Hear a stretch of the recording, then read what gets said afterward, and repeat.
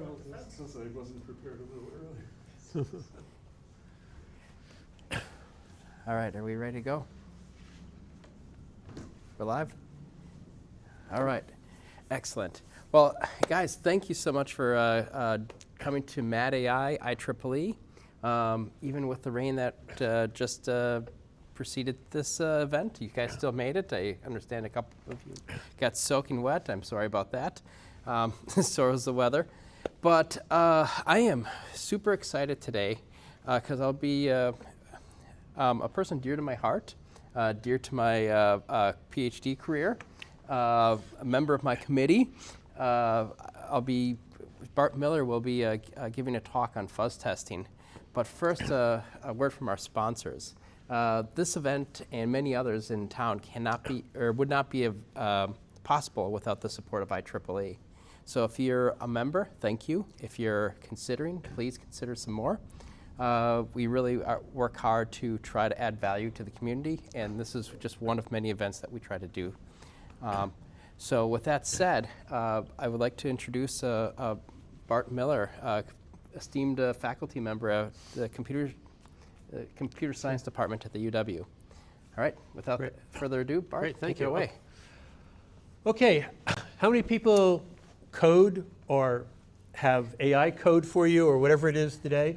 If we have time at the end, I'll tell you about how we're applying these techniques to AI machine-generated code. And just jumping ahead, and Chris is actually participating in this project and helping us out. And you can't trust AI code more than you can human code, so maybe less. Okay, so let's talk about fuzz testing. This is an idea that was launched in the classrooms at UW and has a long history and has a pretty far reach. All the real, like any real research at the university, it's all done by students. And in this case, it wasn't done by, and I'll talk about this again, but it wasn't done because I have a lot of research grants and pay research assistants. It's all done in the classroom. So what I like to do, you say, we basically changed the world from the UW-Madison classroom. And that's not hyperbolic, that's literal truth. And these are the various students who worked on the various papers over the years. Now, fuzz testing, so how many people have done any form of fuzz testing? Okay, so some of it, what, AFL or something like that, or what kind of tools have you used? Or write your own, or? No, just our own build tool to Okay. inject random. Okay, and you? Okay, so what started as a crazy idea has ended up being, things like Microsoft is running has an open source framework and they're running everything through it. Google has their OSS Fuzz. They're running everything through fuzz testing. That's just a small thing, Meta. And when I went on Google Scholar earlier today, and you look at fuzz testing, there's over 80,000 papers on the topic. And there have been a few thousand PhDs in that process. So this is clearly something that has escaped the lab and contaminated the world in hopefully the best possible way. Okay, so I'm going to go through. We'll see how time goes. What's the timing of this? 45 minutes to an hour. Hour. Yeah. Okay. So I may end up skipping a few of these sections, but I'll give you some background on it and go through it. But let's just jump right into it. It started on a dark and stormy night, and this is the literal truth.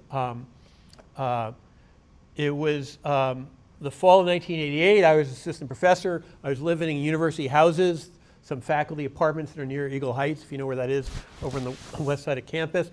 And it was a late summer thunderbuster. I mean, it was just, the skies were lighting up, thunder, great lightning, all that. The rain was pouring down.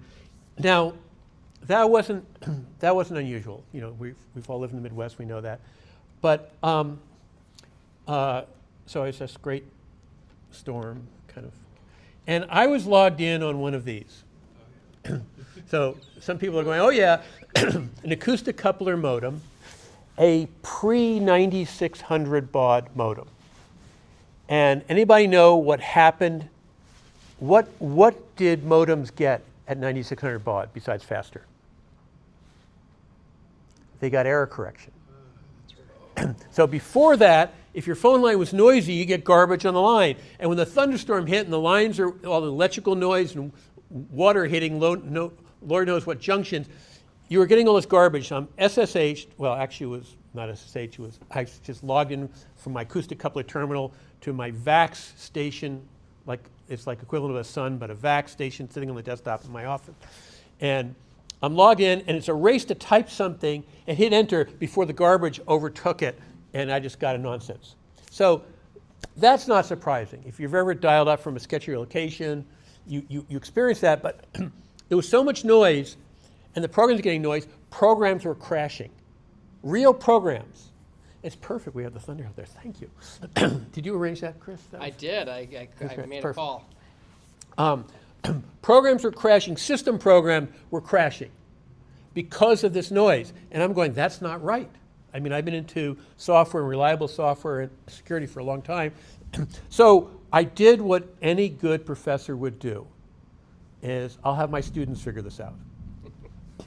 So in that fall semester, CS736, Advanced Operating Systems, we read a bunch of classic papers on operating systems over the years, and then part of the work, and we discuss those and try to understand the concepts behind them, and then we do a semester-long research project.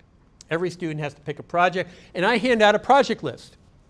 And so I said, well, I'll add fuzz test. This is the original, this was written in TROF, if anybody is that old and remembers this stuff. This is the original thing that I handed out. And it actually looks like the man page for Fuzz right now.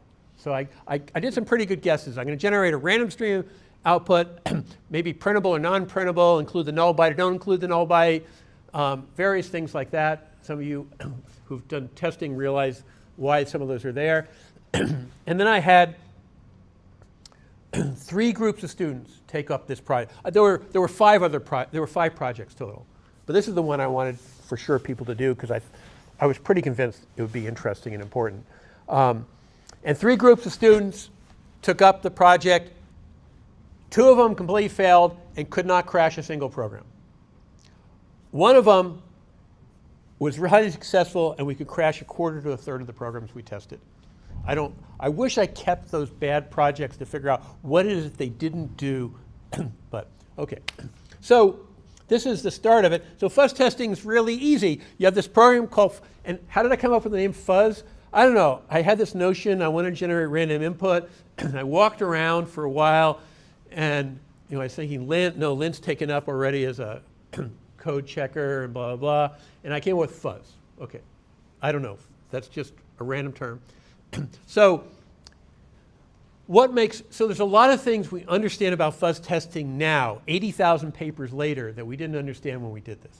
We knew it, when I jump ahead, we knew it worked, we knew we could crash programs, we knew we could crash programs better than any of the formal testing software engineering groups out there, okay? But we didn't really understand completely why. So it's a very simple program, just generates random output, we send it to the application, and we see if it explodes, it crashes.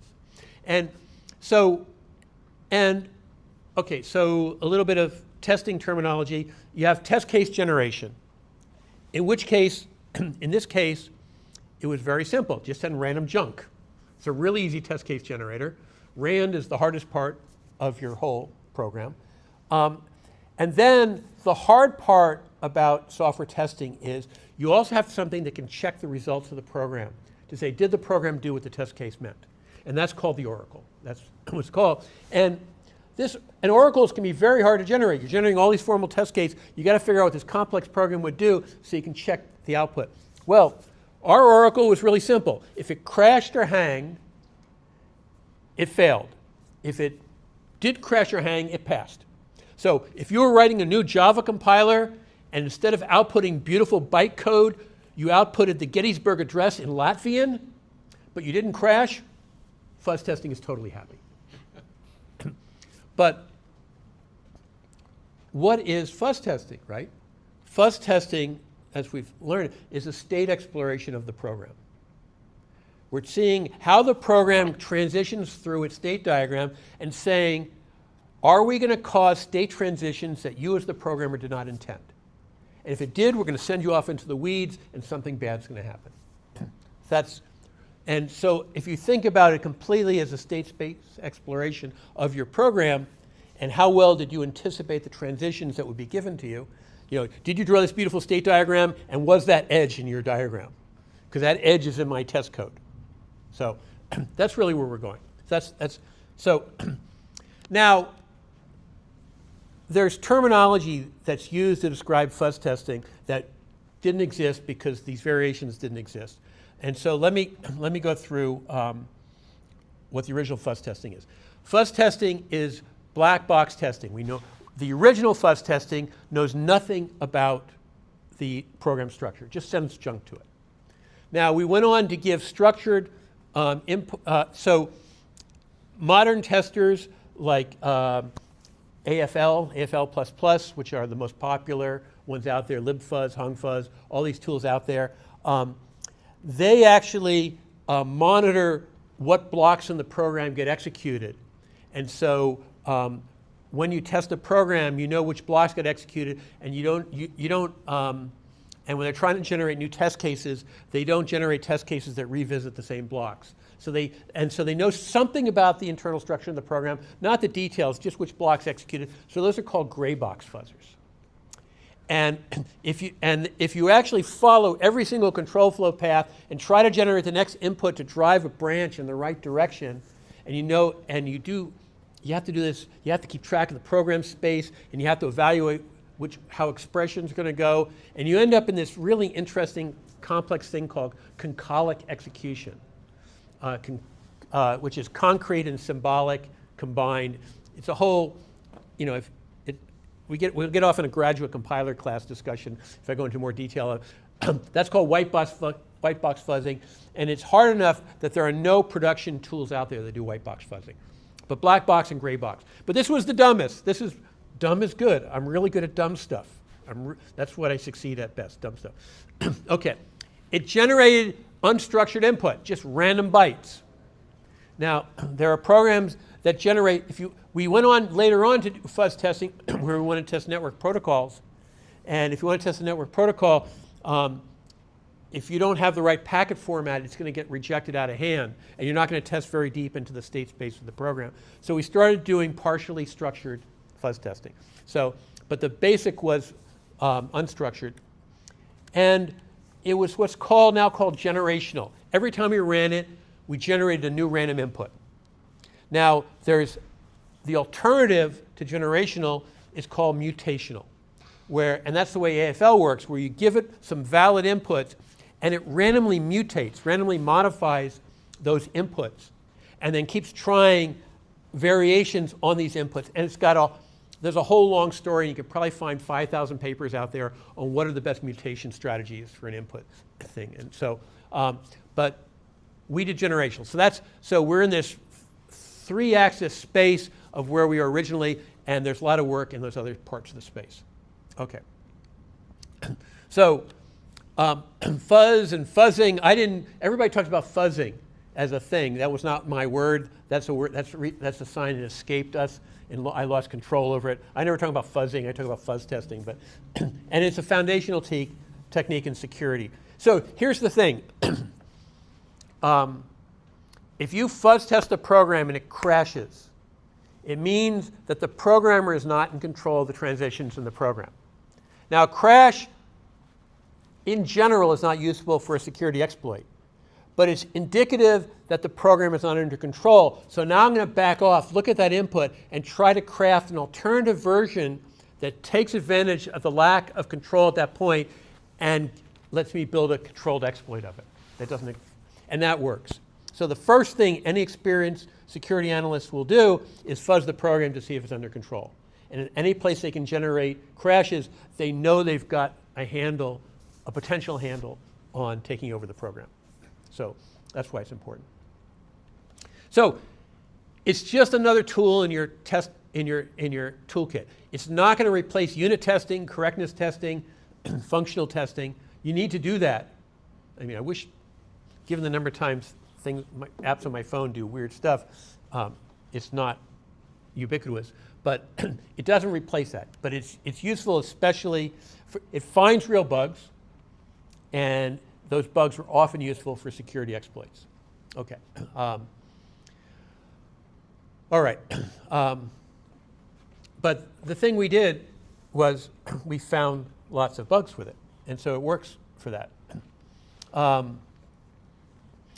Now, let's go through what happened. So we did the first study in fall of 1988. Spent the next semester writing up the paper. You know, I told the students as they were working on this, saying, "You folks are in the consumer reports business. You're going to be testing other people's software and reporting flaws in their software. And we're going to talk about software that belongs to companies. And so we have to make sure that the methodology is unbiased. We have to make sure that everything we do is transparent. So we published the source code. We published the results. We published everything. So the idea of publishing all your research so this was open source before open source existed. And this is published research artifacts decades before the computer science conferences started saying we need to include artifacts to have so the results are reproducible by other people. But I said, you know, this is, if we're going to get in this business and we want to be able to defend what we do, we have to make sure everybody can reproduce, can see every step of the way and reproduce whatever we do. So this was part of the goal. So now, Fuzz testing came out. It obviously found a lot of bugs. It was immediately embraced by the software engineering community. The reviews in the paper were laudable, and the paper got instantly published. And nothing I said there is true. Nothing. We wrote the paper, submitted it to IEEE Transactions Software Engineering. I can say it now. The paper came back with one of the nice reviews said this paper is a fraud.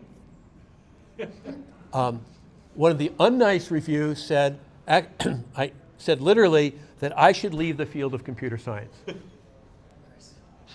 And I was an assistant professor and didn't have tenure yet, so I was a little sensitive about that. Okay. Well, so we could crash 25 to 33%, depending on which platform we looked at, of the Unix utilities. The production utilities that these great companies in their versions of Unix were putting out, and we'll look at it in more detail. I put it down for a few years, and I figured I'd publish it, everybody would pick it up, the results are there.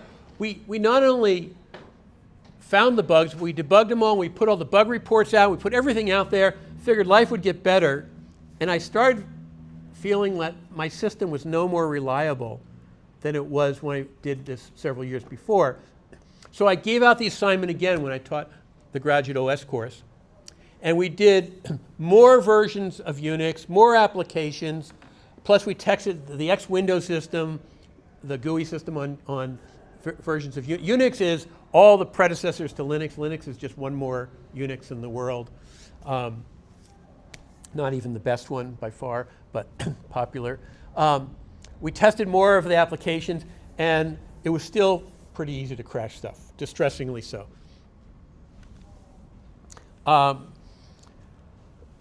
You know, I started wondering, you know, in the late 1990s, Bill Gates realized that they had a reliability problem.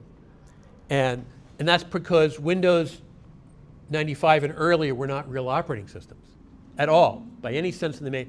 They were like them and Mac OS before Mac OS 10. They were basically, as they call, lipstick on a pig. They were real-time monitors with no formal memory protection, no formal file system protection. One program could kill another program, could overwrite the disk, all that stuff. They weren't real systems, which is why they were such stuff. I'm not use the right words. So when Windows came out, Windows NT, which was the first real operating system produced by Microsoft, which actually a decent operating system, really interesting file system. And we decided it's time to test that. So we decided to test Windows GUI-based applications. It was even easier to crash those than the X-Window ones we tested. And, well, everybody gets arrogant about their Mac. So a few years later, when I taught the class, had people test Mac OS. We test the command line applications because Mac OS is just Unix. It's FreeBSD with a bunch of stuff from the Mac operating system glued onto it for historic reasons, because Steve Jobs' company Next failed, and he had to do something with that software that didn't look like a failure, so he made Apple take it when he went back. And the GUI application, the command line applications were decent, not perfect, but the GUI applications crashed like shooting fish in a barrel. It was just... So what I don't have is a clear longitudinal study where I did every system in each, I didn't do each system in each period. So I've got this progression in time, and is it a time progression or is it an operating system progression? I can't go back and fix that. So you get to hypothesize however you think about why the results are the way they are. Now, about 5 or 6 years ago, there were only about 45 or 50,000 papers published on fuzz testing. And I was really impressed with all the really cool work. This whole, like AFL, it's called coverage guide, this gray box, unstructured mutational testing. That's where AFL and libfuzz and hongfuzz and all those had come along, and people were using all over the place. I said, so these, all these Unix utilities must be pretty darn robust right now. So we decided just to redo it in 2020, but we could still crash a lot of them. In fact, the numbers had gotten worse from the study a decade and a half earlier. So somehow we took the eye off the ball. So I don't know what's going on. Okay. This is done by, as I mentioned, this is done by students in CS 736, my OS class, as their semester project. There's never a funded research assistant or a funded staff member on this project, and so this is my research avocation, not vocation. So it's ironic that the thing that I might be known the most for outside my immediate field of specialty is something I never got a research grant for. So what did we do?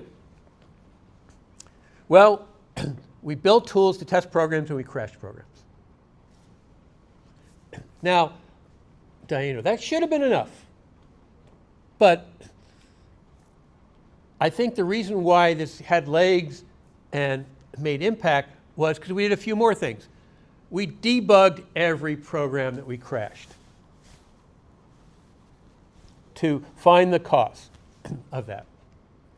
Then we analyzed each bug and developed categories and saying, what kinds of things are programmers doing to crash? Startlingly, I know you'll be surprised because all these programs were written in C at the time, that most of them were pointer and memory errors. Shocked, shocked. That's gambling in this casino. Okay, and then we published everything, as I said. All the software tools were up there. And what was the predecessor to the web? Gosh, it was this other tool that allowed you to, they put up servers and you could download files. Pardon? No, something, I'm trying to remember the name of it. But it was out there on FTP, and it was on the predecessor and eventually on the web. But all of our software, the source code, all of our tests, all the test sets we use, all the random input files, we save them, all the bug reports, and all the bug fixes. Usenet? Usenet was the UCP. It was it was the network that went back and forth. UCP is what. So, okay, quick summary of what we found, then we'll go through some of the results. 1990, we tested several operating systems, and we could crash anywhere from 25 to 33% of the programs we tested. That's a ridiculously high number for testing of production code. In 1995, we could crash as many as 43%. That 43% number isn't fair because that's Steve Jobs' company Next, the funny black cubes that were engineering nightmares. Other people were down around in the teens, but this was the first time that GNU and Linux were around.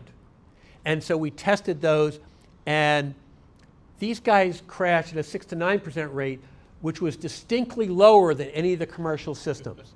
So this is the first time anybody had done an academic unbiased study by one reliability measure, and open source software was more reliable than professional commercial software. Now, Richard Stallman, who hung out in Berkeley when I was a grad student there, he and I used to get ridiculous screaming matches about ownerships of software. He was just a little too far. And Richard really, really didn't like me. When this paper came out, I became his best friend because it was the first concrete evidence that open source was better. Now, we can philosophize on why it's better. We'll maybe talk about it a little later. But that was an interesting result. These are the command line results, and not the testing the window-based applications, which are separate results. The macOS results were actually better. They're around 7%. macOS was based on FreeBSD, which is an open source system, so maybe that had something to do with it. When we retested more recently, the numbers have gone up to 12 to 19%. We tested FreeBSD, Linux, and macOS. And so those numbers, have climbed again, unfortunately. Okay. GUI applications. So,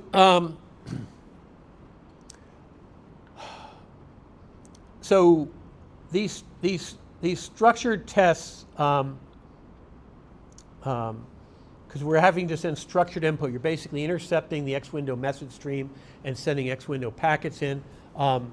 They weren't good in 1995. We could crash 26% of the applications that used the windowing system, sending valid keyboard and mouse events. Okay. When we tested Windows which is NT, and then 2000 was just coming over there. And NT was the server version, 2000 was supposed to be the desktop version. So they all the bad stuff they took out of Windows NT to make Windows 95. All the Windows 95 junk, they actually put a bunch of it back into Windows 2000, which was unfortunate, but that's a whole other story. We could crash 45% of the applications on NT and 64% on Windows 2000. That's a ridiculously high number.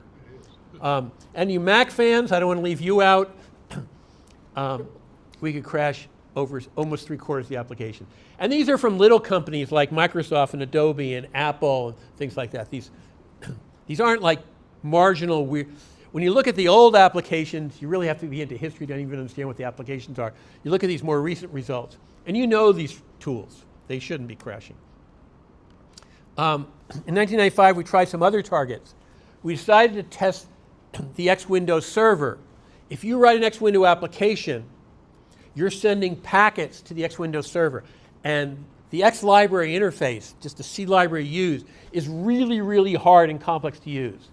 And so it's so hard to use that most people writing their first X-Window application are basically random input generators to the X server. So we didn't crash the X server, probably because the interface was so arcane, it was tortured so badly that most of the bugs were found. We also randomly connected to network services and sent packets on various popular network services, and we didn't crash any of those. We didn't do too much work on that because you have to do it on your own server. You can't just randomly connect to somebody else's server and try to crash it. That's considered a hostile act. We also looked at checking return values from system calls. Any library function, any function, you should check the return value. If you don't check the return value, the program can go off into an unknown state and you're not going to detect it. And I'll talk about that in some of the results. So we actually set up this test jig where it could randomly set the return value to memory system calls malloc to 0, indicating the malloc failed, and saw how many programs detected that and what they did. Not many. So there's lots of ways to think about randomness. Okay, some good results, some bad results there. Okay. Let's look at some details now. Feel free to ask questions, interrupt me, whatever. It's more. So in the very first study, it's actually done in 1988, but it was published in 2000 because of, I finally found an editor at CACM, Communications ACM, who, I called him up and warned him that people hated my stuff, and he liked the paper, so he wanted to publish it. So I found a sympathetic. So that's why the 1988 study is really called the 1990 study, because of 2 years of hate mail for me. So we tested BSD, right, the Berkeley software distribution. They took the software, the version 7 that came out of Bell Labs, added virtual memory, added the socket interface, added the fast file system, added a bunch of stuff that's still with us. So I tested, and that was inside of a lot of systems, like Sun OS was basically, was Sun's original version before Solaris.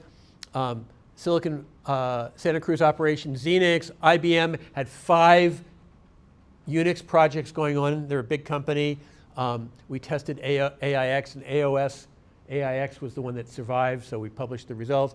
HPUX from Hewlett-Packard, Sequent, which built an early parallel computer that was really cute, but they went out of business. So those are the systems we tested. We could crash a quarter to a third of them. One of my students, I think it was Lars, who called it like shooting fish in a barrel, and we published everything. Okay, fine. So you take the Fuzz tool and pipe it into an application. You can also take the Fuzz tool and put it in a file and then give the file to the application, but that's basically, if you know how a terminal-based application works, like More or Less or Vim or one of those things like that, that need a pseudo terminal, because they also need to have cursor control and various other things. In the days of Windows, you have to create something called a pseudo TTY, a pseudo terminal. And this is all Linuxy or Unixy stuff. So to test applications that run in a window but can move the cursor around, you need to simulate that terminal. So we wrote a test jig called PTY jig. So you'd pipe the input from Fuzz into PTY jig, and the application would run under the PTY like it would run in a shell window. If that doesn't make sense to you, talk to me offline. But it's basically how certain kinds of applications that run in Windows that are text-based applications work. As I said earlier, by the time 1995 rolled around, I wasn't feeling particularly good about where the software had gone. It didn't feel like it had gotten better.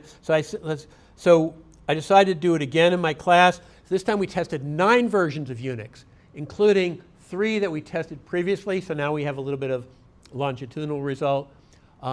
We also tested X-Window applications, network services. Talk about those. So life had gotten better, but things still weren't as good. The failure rate was 18 to 23%, not 23 to 33, not 25 to 33%. So it had gone down, but crashing approximately 20% of the applications you test on a production system, that's not great. I would not be pleased with that number if I was a software manager. Some of the bugs in the 1990 study were still present. They're just literally, the fixes were there, and nobody picked them up. Okay.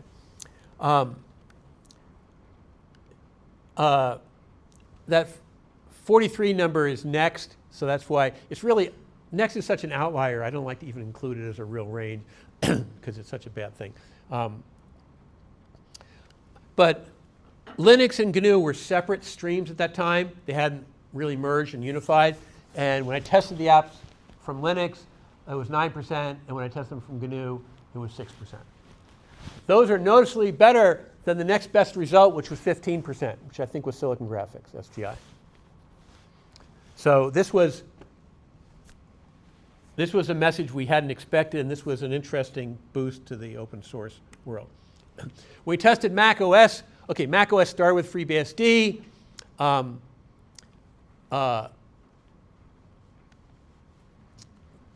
Steve Jobs went off and started this company called Next because he wasn't happy at Apple, and they took this message-based operating system funded by DARPA. It was done at Carnegie Mellon called Mock, and put it into their operating system, and so when he went back to Apple, and Next failed horribly. And when he went back to Apple, of course, Steve Jobs never failed, so he says, we just didn't succeed yet. So he brought that software back with him. And that the messaging system from Mach became the Cocoa subsystem in Mac OS, and the windowing system was the standard Aqua windowing subsystem in Windows. We tested 135 applications, and we only crashed 7%. That's not great overall, but relatively speaking, from earlier studies, it's a pretty good number. You can see there are some shells there. The ROF tools are the early TROF word processing tools. And Vim was crashing and things like that. So there were some real programs crashing, not just silly ones. Oh, the assembler was crashing. You figured the assembler should be a pretty robust system tool, but no. OK. So this was our recent revisit. We decided to say, well, was the traditional black box unstructured fuzz testing still relevant given all this work that's been done, all this research? So we decided just to do the same thing again and pick Linux, Mac OS, and FreeBSD. Linux and Mac OS are obvious. FreeBSD, if you buy a storage appliance, I/O server, something like that, they typically run FreeBSD because they care about performance and reliability, and that's why they don't use Linux. That's why they use FreeBSD. So we tested those. Linux went from 9% in 95 back up to 12%. Mac OS went from 7% up to 16%. And FreeBSD, which we had never tested before separately, was at 19%.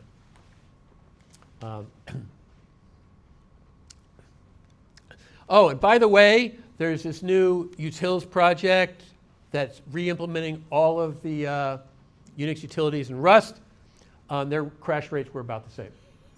No memory errors, but they had their own new things. And so I like Rust. I mean, I hate C++. One of my research projects is based on it, and it causes me no end of ongoing trauma. I love Rust, but it wasn't the panacea. This is the best and worst crash rate in each year. 2006, we only tested Mac OS, so there's the same point in there. And just to be fair, Next is up there. I don't like to plot it because it's such an aberration. I don't think it's fair to blame the community for Next when it's all Steve Jobs' fault. OK, this is a table of number tested, way less than I would have expected or hoped for. Sun was killing their BSD-based Sun OS and bringing out their Bell Labs-based Solaris system, but the teams that developed the applications were the same, so it's not surprising. They both crash at 23% range. And these are the more recent studies. I just showed you those numbers over there of Linux and Mac OS of the change. OK. Mostly the same kind of programming errors found across all the studies. This is why if you look at the top vulnerabilities found in the world, memory errors are still way up there in the top 25 as recently as this year. So, OK, number one, array pointers walking off the end of an array with pointers to subscripts. That's classic. Never gets old. You can keep telling that joke over and over again and laugh at it. Ignoring return codes. If you relying on a system called library call, if you ignore the return code, you assume success, and all sorts of fun happens when you don't do that, especially when you get random input. Signed characters. So when I was an undergrad, bytes were anywhere from 6 to 12 bits long, depending upon whose architecture you're looking at. And we had kind of standardized on 8 bits. But that's all we agreed upon. So a char, character type, in C or C++ is an 8-bit integer. Is it signed or unsigned? It's got to be unsigned. Fine? Unsigned, right? OK. Anybody have a different opinion? Well, you're sometimes right. The standard is silent. So from compiler to compiler, version to version, platform to platform, whether it's signed or unsigned, can change. So if your code depends upon it being signed, because that's the way you wrote it, and a new compiler or a new platform runs it, and it's unsigned, you could be surprised. Or the other way around. So if you sign it to something, you can all of a sudden get signed extension into that larger number. And so if you're using a signed character, that unprintable part of the ASCII character set, which people use, you can get all sorts of interesting negative numbers. And I'll show you. Subprocesses. Many programs spend their whole time starting up other programs. When you type something like GCC or Clang, you're actually firing off a pipeline of about 8 different programs. Preprocessor, macros, compiler, optimizer, linker, post-link optimizer, thing. So if one of those programs that you fire off isn't reliable, you're not reliable. Bad error handlers. There were programs that tried to do a good job handling errors and miserably failed. One of the ironies of error checking is it's the least exercised code in your program. I love it when we do something weird in one of our software projects that causes the program to behave badly because it triggers all sorts of downstream weird behaviors that check the error handling. And I won't let them fix the original bug till they fix all the other bugs they triggered as a result of the bad thing that happened originally. Then we go back and fix the original one. So bad error handling, or just empty error handling. You see a comment in /* error handle. Error code should go here. Will be fixed soon. // We call that now technical debt. My least favorite world in the entire software community is technical debt. We used to call those bugs and unimplemented features, but now it's technical. Complex state, something new that we saw are programs keeping many, many state variables, keeping track of different situations. And, there was, in the latest study, one of the programs we crashed had as many as 12 different state variables, all tracking seemingly different things that were updated inconsistently. And with the right weird random error, you can make not all of them be updated the way they should have been updated. And so this was just programmers are getting way too clever. And anybody who's around for a while, knows the scene where the young engineer comes to the old grizzled engineer and says, I built this really super interesting, complicated thing. And the only response you get from the old grizzled engineer is kiss. Keep it simple, stupid. And that's the response, right? Where stupid is the qualifier then. Keep it simple, stupid. Don't keep it stupid. Keep it simple. Okay. Designing for simplicity is a lost art. And you pay the cost of it. Other things, unsafe input functions. We'll talk about get-as, divide by zero errors, not checking into file correctly, race conditions, blah, blah. There's a whole grab bag. So we can see the bars and for the different ones, for the different studies, but we can see array and pointers are pretty dominant. Though bad handling return codes was surprisingly high in the 2020 study. So I don't know what went wrong there. And then we added these two. Just a quick question, for the upwards up there, those things you added, those weren't done in the earlier studies at all? Oh, we just didn't find anything we could classify that way. This is a result of us debugging every single crash. It's easy to crash programs, it's hard to find out why.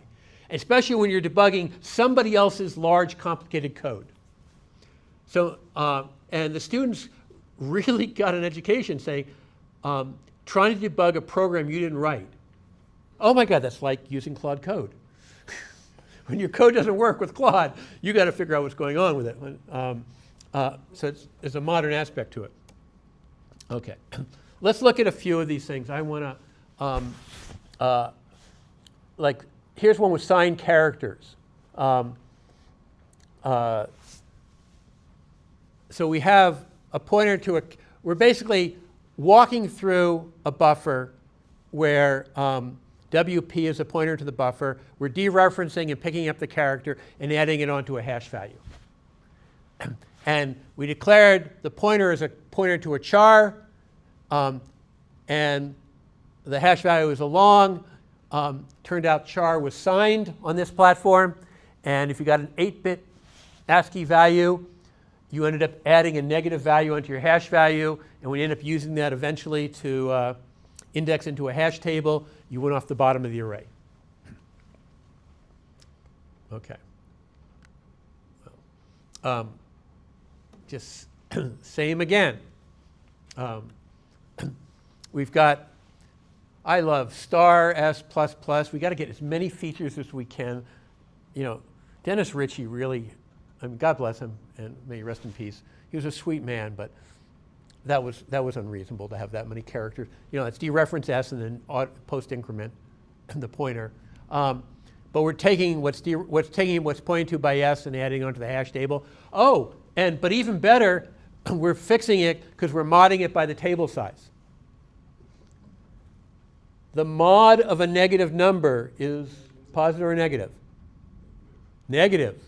So we say, oh, the table size is 256. Poof, we're going to, except we're getting the mod of negative 100 is, you know, minus 100 mod 256 is minus 100. So we still went off the bottom of the table. Okay, I think that's really cute. So many of my students have no idea what the mod of a negative number is. We can do this. This is just another example. I can show it to you, but it's the same stuff. Very popular for memory bugs.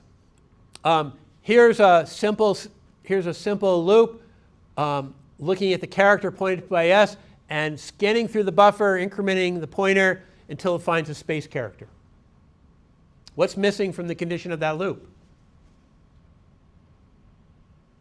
There's Yeah. no count. What happens if there's no space character? Well, there's no space character, right? And so what's the logical thing that's missing from the loop? Termination. Termination, the size of the loop. There's nothing in that loop about the size of the buffer. This code is really popular. Okay, here's another one. We're going through the loop, looking here. We're looking for a quote character. And then we're also trying to be extra careful to see if we find a null byte for termination. But if there's no quote character and there's no null byte anywhere in sight, you're going to run off the end of the loop. Same thing. There's nothing about the length of the loop, nothing about the size of the buffer in that loop. Here's another one. Char line equals 4 times buff size. What the hell does that mean? Anybody that embeds constants in their code that are not 0 or -1 should be beaten. It is unmanageable to have software with embedded constants in the code. You should have a symbolic something. But this is just, so we got that funny buffer, and then we go through this loop, getting a character until we hit a new line character or get to end of file. And if one of those doesn't come along before we reach the end of the buffer, let's just keep going. Right, okay. Get S. It's that notorious function. It gets a string, and you call get S, and you pass a pointer to a buffer, and it gets a string from standard input, and it puts it in the buffer. But get S only has one parameter. The buffer doesn't have a length parameter. This is what Robert Morris Jr. used to shut down the internet with the internet worm in the late 1980s. He did a buff stack smashing because the program, the finger daemon, if you remember what the finger program was, who's logged on that other computer, didn't do that. So, and this is lots of places. So in the Solaris man page, back in the 90s, it said, when using getS, if the length of the input exceeds the size of S, indeterminate behavior may result. For this reason, it's strongly recommended that getS be avoided. Use fgetS, which takes a file descriptor, takes a file start type, and also treats the new line differently. One of them strips off One of them strips the new line off the buffer, the other one doesn't strip it off the buffer. So switching from fgetS to getS is not trivial. It's really annoying why they're not compatible. But we got much more serious about it, and we increased the warning. In Linux, the current warning page says, never use getS because it's impossible to tell without knowing in advance, blah, blah, blah. It is extremely dangerous to use. But here, it's still in the C library. Don't use this. Don't use this.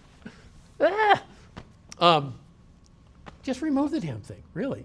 And if you have C++ and you like to use the IO streams where standard input goes into buffer like that, you write these cute operator overloaded things to take, that's the equivalent of getS, and there's no length field there. You can call the cin.width method, which sets the number. But every time every time you have a different buffer size, you got to call cin.width again, and nobody ever does it. If I look at C++ code, I never find anybody setting the width method. So C++, same old stuff. Okay. Let's talk about GUI applications, and that's probably where we're going to get. So window-based applications became Windows 95, GUI became important, and Mac has always been, that's where the GUI, the desktop, Windows came from. But testing these is harder because you have to be able to find and identify, or Unix, or you're talking about Mac OS, they all have windows or event streams. You have to figure out how can you intercept those event streams and then generate valid events to do that. It's really hard, so I understand why the companies wouldn't build tools that do it. It took my students who were first-year grad students who had never built a testing tool, didn't know how a Windows system worked. It took them, oh my God, it took them a week and a half to get this right. But I understand why the companies wouldn't want everyone to do it. But this is you have to do it differently on every windowing system. So if you look at Unix and the X Windows system, it's not the latest Windows system, though X Windows is still there. You have an application program. It connects to the X Windows server through a socket. And it does all of its input and output over that socket, which is why you can actually control an X window application on another host easily because it's just a socket. And so, and the Windows server talks to the keyboard and mouse. All the input from the keyboard and mouse go to the Windows server and gets sent to the right application depending upon where the mouse is on the screen. So we basically built an interposition test harness, which we called XWinJig. And it's pretty easy if you know how, when you connect to a host at a certain port number, you get the X Windows server. So we basically set the default port number, which is just an environment variable, to a program called XWinJig, which was listening to that port. And so applications would connect to our test jig, and our test jig would connect to the Windows server. If that made sense to you, fine. If not, catch me offline and I'll say it slower. And then we could eject window events here, and we could read stuff back and forth.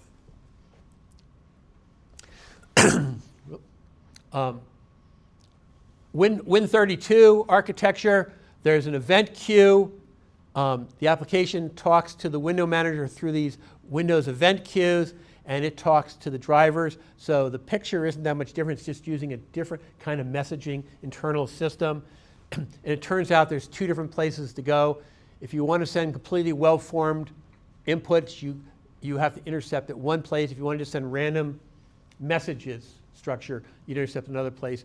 But mechanically, it's completely different code, but logically, it's the same game. You just got to find it. And then Mac OS, again, they have this event queue manager inside the OS, and the application talks to the windowing system through an event queue, and vice versa, and you just have to find the right place to trigger. So, okay.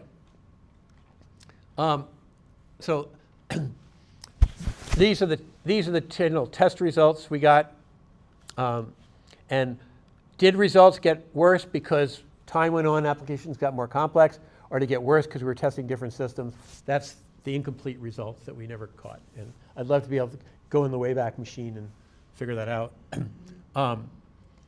The first, when we tested X window, all the ones in red are the ones we could crash, and you really have to be old to know what a lot of them are. You probably, Ghost View was a PostScript viewer, a pre-PDF viewer.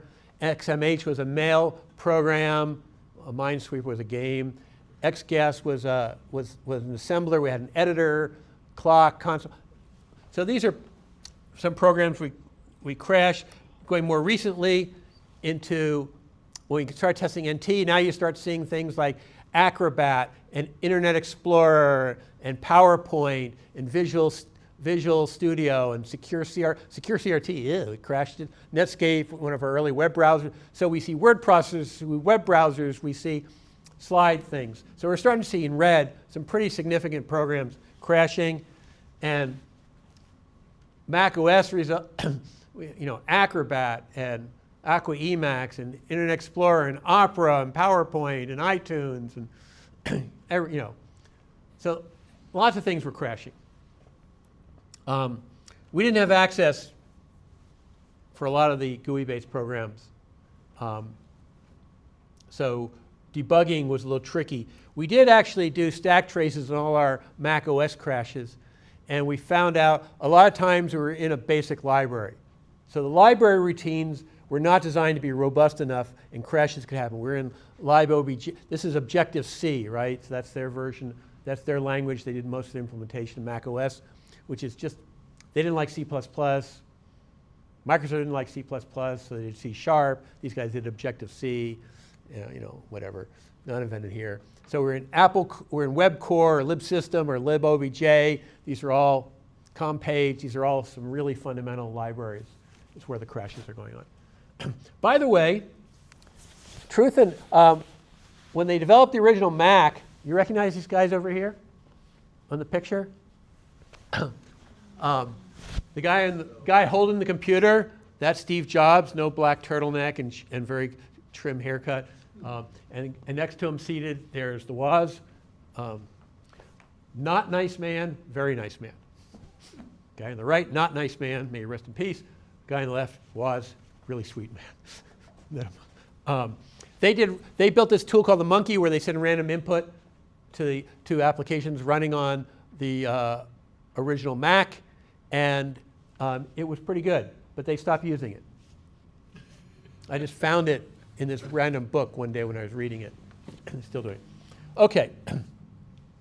I'm going to jump ahead a little bit. I love XKCD, another really nice man. Scott Adams, who writes Dilbert, not nice man. When I asked to use one of his cartoons in our security textbook, he said, "Of course, for $50,000 you can use my textbook, or use my thing." I go, "Well, it's a book. It's academic." He goes, "Oh, well, I'll charge $75,000 then." I went to XKCD and said, "Can I use your cartoon, especially the Bobby drop tables one and things like that?" And he says, "Oh, sure. It's free, of course." And I go, "Okay." All right. What I wanted to do is talk about, so, do these random bugs really matter? They occur with real apps, valid input. They occur commonly and simply. Just running a normal program on a A.out file, executable file, you've now generated random input. And if that crashes your system or causes something weird, that's not good. You can actually hang we actually cases where the random input hung the OS. We don't even know what we triggered sometimes. But the real thing is bugs are bugs, so you should fix them. But that's not a general, I gave a talk in 1996, I was on sabbatical in Silicon Valley. I was at Stanford, and I was visiting all these companies. And I gave a talk at all the companies about the early Fuzz results. And I remember talking to a group. I had 400 developers at Sun Microsystems, now Oracle. And I started presenting this stuff and giving them all the results and going through a lot more examples. And I could see the audience divide immediately into two groups. One group was sitting there going, "My code has bugs." And if they had laptops, if everybody had laptops in 1996, they would have started fixing them before they even left the talk. The other half are people going, I'll fix if my manager tells me, but otherwise I don't care. And so, okay. One of the things is well-known adage, reliability is the foundation for security. If you don't have reliability, you have no security. This is what NSA discovered early on and ran with this as soon as the Fuzz papers came out. While everybody else was insulting me and nobody was picking this stuff up, NSA was running with it. I know that through from conversations I had, and can say that now. Couldn't say it back in the day. The stack smashing attack, Robert Morris Jr. worm, that made us turn off the internet. That's a concept that's really mind-boggling. There were only 1,200 sites on the internet in 1988, 1989, and we all knew each other. And we basically had to turn the internet off to keep the virus from spreading until we figured out what it was. And so that was this memory attack, and fuzz testing found that kind of bug. And so if you don't have the reliability, you don't have security. Are these bugs indicative of the way people program? Or are they only catching a very weird set of behaviors? And I think this is indicative, like not checking return code, bad error handlers, loops that don't have the right termination conditions. I think this is a problematic behavior. And our machine learning systems are looking at all this code out there, and they're writing code based on what they see. That should tell you enough. Now, if I can just go a little bit longer. My current hypothesis is completely unproven, we're not going to know for a while, is based on thinking about chess and Go programs. The early chess programs like Deep Blue played a really, really good human game. And they beat masters playing a human game. The latest chess programs are playing their own game. They've been doing this long enough, and they're creating original strategies that are freaking out the grandmasters. They're taking routes that you totally don't expect, and they're beating grandmasters their way. Right now, Claude and everything is programming like a human. What are we going to start seeing when they start being based on their own first principles and their own experience, and what will their code look like? Will it get better or worse, whatever? I don't know. Very interesting thing to think about over the next 5-8 years, I think. Okay. Open source systems did actually better than commercial systems. You know, people say, oh, that's easier. I said, oh yeah, the open source people are building the easy stuff. Window managers and operating system kernels and compilers and web browsers. It's the easy stuff. OS stacks, encryption code. So no. Are having more eyes and hands on the problem making things better? I think that's true. Now, open source isn't a panacea. The Russians did a really, really amazing social engineering technical attack on an open source project to inject vulnerabilities in it. And it was just a really masterful thing that they got into the open source ecosystem and created a need for more developers by reporting too many bugs. And then one of their person who was doing development on the project stepped up and then got the keys. They could approve pull requests. And once you've got that, you've got the keys to the kingdom. And then he started introducing really sophisticated backdoors in the code. So, yeah. But, you know, we've seen global supply chain from big companies, too, where if somebody got into the supply chain and did something intentional and unintentional, you get the world. Okay. Why did the curve start going back up? With the ubiquitousness of fuzz testing out there and all this time and experience, Lord only knows. No answer? Come on, that's got to answer that question. If I knew the answer, I would tell you. I don't know.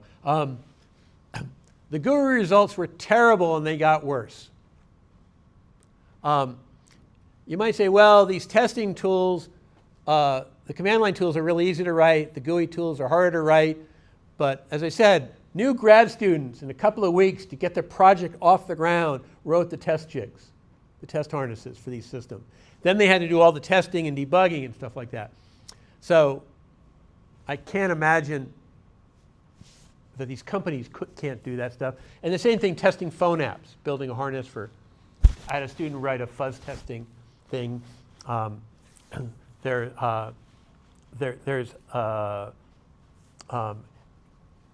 app ADB, there's a debugger for the Apple, for the iPhone, that you can remotely connect and generate random input. And if you hook that up random input, so it's not hard to do.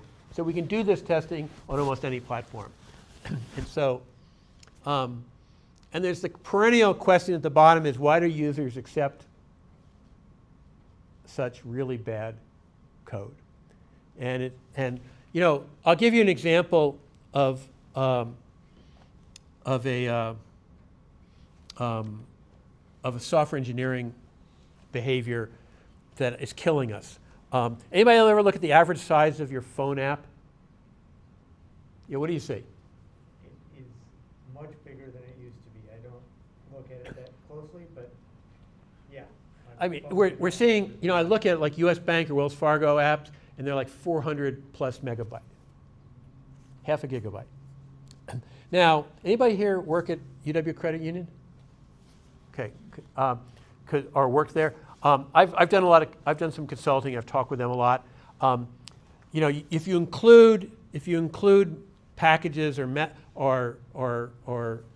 libraries or whatever for a few things, you don't know what those include. You get this transitive include, ridiculous stuff. We've actually done. You know, I've worked with them on code size, worked on refactoring, not re-implementing code, things like that. The UW Credit Union app, which I think is as good or better than any of them out there, is only 12 megabytes compared to 400 plus. So this is what good engineering will do. Now, how many people have heard about Mythos, the software attack? It's really interesting what they did. I've had a chance to actually look into this and get some. Mythos was an agentic workflow trying to find vulnerabilities. And it was originally trying to use a lot of existing static analysis tools and other kinds of things like that to find things. It wasn't very successful. So it pivoted, and I can't get a clear reason why it pivoted, whether it was programmer-directed or autonomous. I think it was program-directed, just opinion, but I can't promise that. And it started looking at Git repos. So what it was looking for was, it was looking for commits that fixed vulnerabilities. And then it was looking for other places in the code that has the same code structure that didn't have commits that fixed something there. Now, this is perfect for large language learning model. This is very textual, very pattern-oriented. And if we look at the way programmers write, I'm just going to throw the feature in. I'm not going to refactor. I'm not going to clean up the code. I'm not going to have a minimum function that everybody goes through to do the same job. It's easier to just keep adding stuff. It's why these programs keep accreting more code. You know, you look at Windows. Windows has 5 different TCP/IP stacks inside the OS kernel. You know, why they couldn't shrink that down, I just don't understand. But this is why things got so big. And so the fact that people don't use good software engineering practice, that don't use a minimum mechanism to implement something, should be one place that you check an account and password, should be one place where you process a certain kind of input, one place where you parse something, whatever it is. But people, the bigger the code gets, the harder it is to wrap your head around it, the harder it is to find the common function, so you just add something new on. So you're in a positive feedback loop where the bad gets worse, and then a tool like Mythos comes along and says, it's party time. I'm going to find vulnerabilities left, right, and center in your code. So the cost of not doing things well is becoming higher because these AI tools are now doing things faster and more effective than humans can do. And there are things out there they're just perfect at. So Mythos is not terrifying to me. As far as I can see, and anything I've been able to get people to tell me, is it didn't do anything humans haven't done. But it's doing a task it's perfectly suited for, and it's finding tons of stuff. Faster. Pardon? Faster. Faster, Yeah, right. And Lord knows how many millions of gallons of water it's processing energy it's consuming doing that, but it's doing that. Okay, I think, yeah, leave XKCD. There, we saw that. And all this stuff is out there in the great tradition of fuzz testing. Okay. I kept you out too long, I apologize. Any questions? Yeah. So in your testing, did you ever compare? Oh, okay. So in your testing, you're talking about testing everything. What if you only tested critical back-end software that you would find on a web server versus the stuff I might find on my PC? Well, it's hard to know what's critical and what's not, because that back-end software may be firing off these Unix utilities, and in fact is likely to be firing off these utilities to get some of its job done. But it won't have a GUI. Well, the GUI stuff, but remember the command line stuff is still problematic as well. We're still crashing a fifth of those. Okay, yeah. But I'm saying, so there's no TROF, NROF, Right. but there is, Nginx or Apache. Right. Well, we've done a lot of vulnerability assessment of back-end systems, and we find no shortage of interesting vulnerabilities in those back-end systems. Now, they're complex enough that they're not obvious exactly how to fuzz, and so we do kind of in-depth analyst-driven vulnerability finding.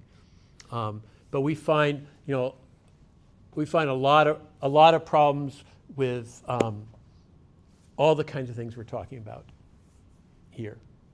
And plus plus you're testing for things like injection attacks and web. You start talking about cross-site scripting, cross-site request forgery, and all those kinds of things like that. So, so there's bunches of opportunities out there that are beyond this for vulnerabilities. I just think they might be more motivated to fix it.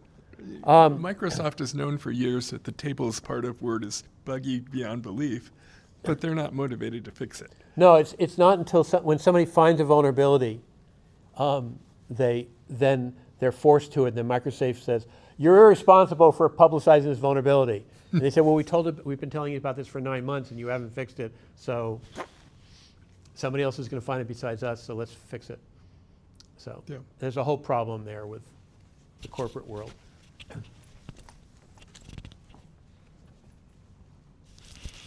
Based on your fuzz testing model, you could have a program that does absolutely nothing or does the wrong thing, produces a result that is meaningless. Right. So the other part of this whole testing is to actually having a test set that proves the program does what it was designed to do. Right.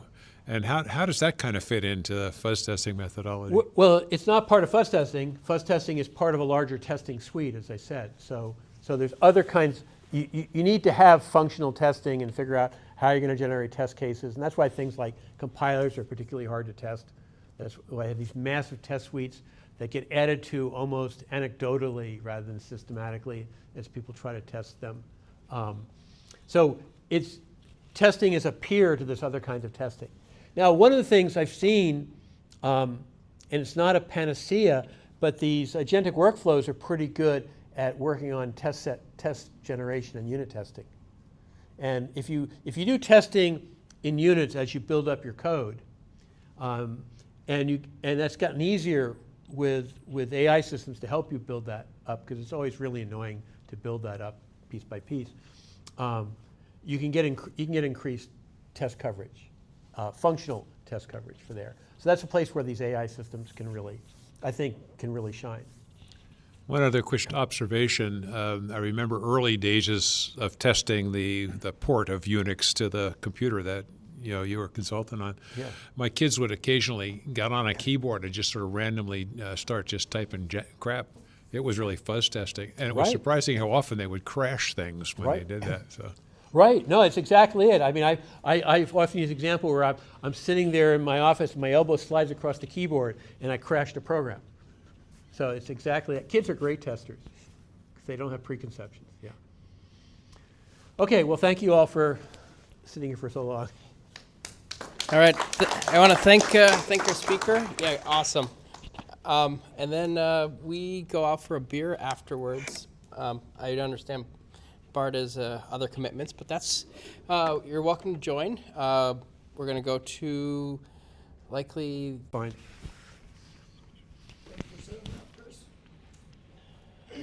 Pardon?